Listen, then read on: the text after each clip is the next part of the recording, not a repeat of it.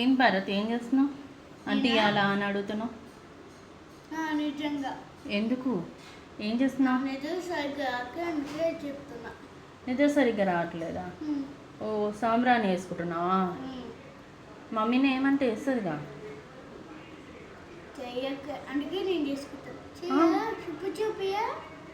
ఓ, మీ mummy చేయట్లేదా సాంబ్రాణి? కానీ చిన్నపిల్లలు అగ్గో కాలుతుంది కదా, చిన్నపిల్లలు అట్లా చేయకూడదు నాన్న. సాంబ్రాణి మమ్మీ వేస్తుందిలే, నేను వేస్తాను సాంబ్రాణి.